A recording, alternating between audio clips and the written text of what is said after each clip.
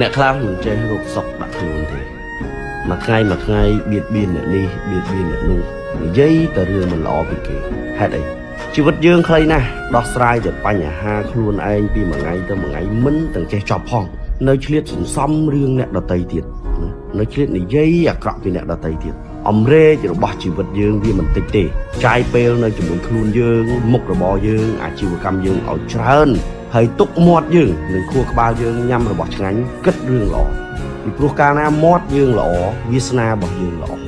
ជីវិតនេះខ្លីណាស់ពួកអ្នកដែលចូលចិត្តនិយាយដើមគេនិយាយអាក្រក់ពីគេពួកហ្នឹងមានបញ្ហា3ធំទី1គឺអត់មានទំនុកចិត្តចំពោះខ្លួនឯង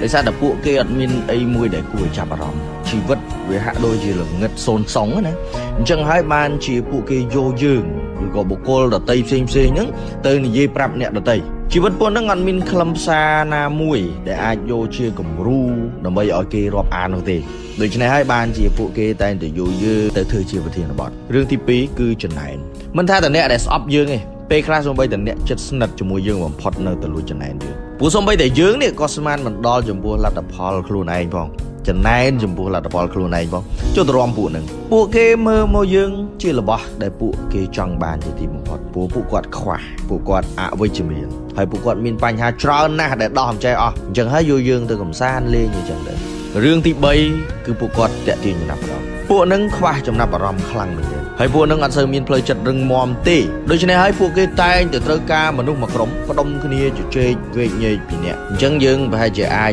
ឆ្លក់ទឹកបន្តិចបន្តួចប៉ុន្តែពួកគេនឹងរលាយបាត់ដោយសារតែមនុស្សមួយក្រុម